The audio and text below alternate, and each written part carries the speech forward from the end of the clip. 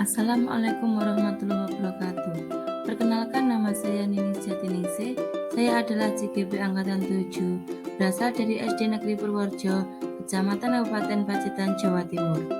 Pada kesempatan kali ini, saya akan memaparkan tugas 1.1.A.8 koneksi antar materi, kesimpulan, dan refleksi modul 1.1 tentang pemikiran Ki Hajar Dewantara. Dasar-dasar pemikiran Ki Hajar Dewantara yaitu 1. Menurut Ki Hajar Dewantara, pendidikan itu menuntun. Maksudnya, menuntun segala kekuatan kodrat yang ada pada anak-anak agar mereka dapat mencapai kebahagiaan dan keselamatan yang setinggi-tingginya, baik sebagai manusia maupun sebagai anggota masyarakat. Jadi, pendidikan itu atau pendidik itu hanya dapat menuntun tumbuh atau hidupnya kekuatan kodrat yang ada pada anak-anak agar dapat memperbaiki lakunya, hidup dan tumbuhnya kekuatan kodrat anak-anak. Sebagai seorang pendidik itu harus mempunyai 3 prinsip: ing ngarsa sun tulodo, ing madya mangengkarsa, dan tutwuri handayani. Maksudnya, sebagai seorang pendidik apabila berada di depan maka harus sebagai panutan atau sebagai contoh. Tapi seandainya pendidik itu berada di tengah, pendidik itu memberikan atau membangun semangat pada peserta didiknya.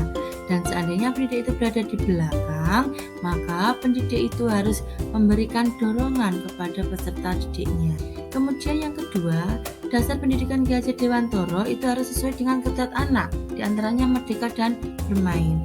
Merdeka di sini ada merdeka lahir dan merdeka batin. Merdeka lahir itu artinya didapat dari pengajaran, sedangkan merdeka batin itu didapat dari pendidikan. Manusia merdeka itu adalah manusia yang hidupnya lahir atau batin itu tidak tergantung pada orang lain, akan tetapi bersandar atas kekuatannya sendiri. Sehingga pengajaran dan pendidikan yang berguna untuk berkehidupan bersama ialah memerdekakan manusia sebagai bagian dari persatuan atau rakyat. Bermain adalah salah satu kodrat anak. Pikiran, perasaan, kemauan, tenaga, cipta, rasa, karsa atau karya, dan juga pekerti itu sudah ada pada diri anak. Permainan anak itu dapat menjadikan bagian pembelajaran.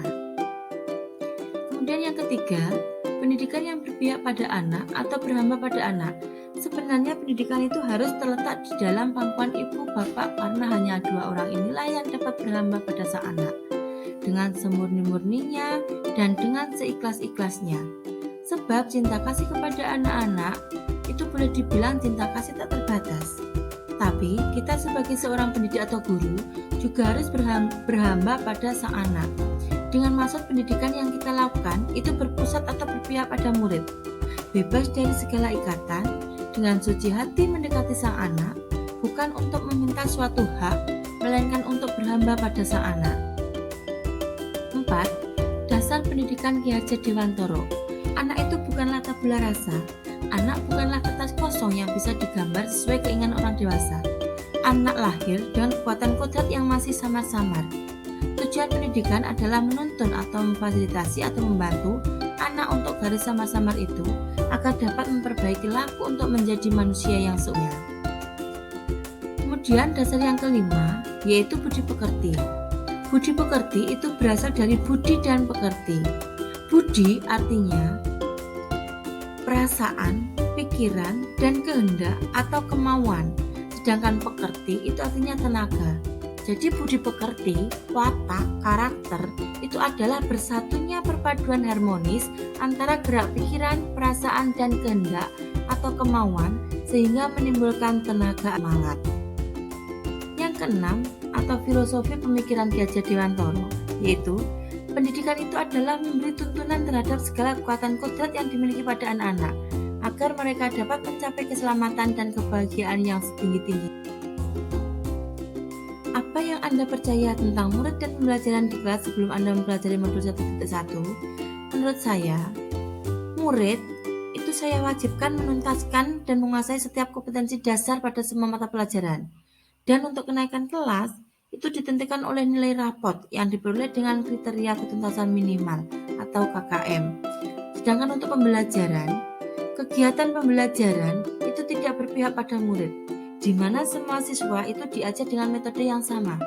Tidak ada kebebasan untuk belajar sesuai dengan bakat dan minatnya. Metode pembelajaran yang sering saya gunakan yaitu metode. Pertanyaan selanjutnya, Apa yang berubah dari pemikiran atau perilaku Anda setelah mempelajari modul ini? Setelah mempelajari modul ini, maka satu, saya memahami bahwa setiap siswa itu memiliki kemampuan yang berbeda, memiliki cara belajar atau kebiasaan yang berbeda juga. Kemudian setiap siswa itu memiliki bakat dan minat yang berbeda, sehingga dalam beberapa bidang mereka tidak menguasai. Namun pada bidang yang lain mungkin mereka sangat menguasai. Nah, jadi untuk guru itu harus mampu menerapkan pembelajaran berdiferensiasi agar siswa itu mendapat pengalaman belajar yang sesuai dengan yang diharapkan.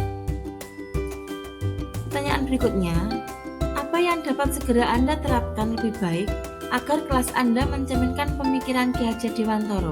1. Melakukan tes diagnostis non-kognitif untuk mengetahui karakter siswa, kebiasaan dan cara belajar yang mereka inginkan. Kemudian kedua, melakukan tes diagnostis kognitif untuk memetakan kemampuan siswa. Yang ketiga, itu memanfaatkan sosiokultural dan kearifan lokal yang ada di daerahnya sekitar yang sesuai dengan pemikiran Ki Hajar Dewantara untuk diterapkan di kelas atau di sekolah. Yang keempat, menjadi pemimpin pembelajar yang berpusat pada siswa, mendidik dan menjadi pamong bagi anak didiknya. Refleksi, menerapkan musyawarah dan diskusi dalam kelompok untuk menebalkan laku murid agar mampu bekerja sama dengan orang lain, memiliki tenggang rasa terhadap pendapat yang berbeda, bersosialisasi dengan orang lain, memiliki empati terhadap sesama, cerdas dan kritis, serta mampu berekspresi dan berinovasi. Demikian pemaparan dari saya. Untuk kurang lebihnya, mohon maaf yang sebesar-besarnya. Terima kasih. Wabillahi taufiq wal hidayah. Wassalamualaikum warahmatullahi wabarakatuh.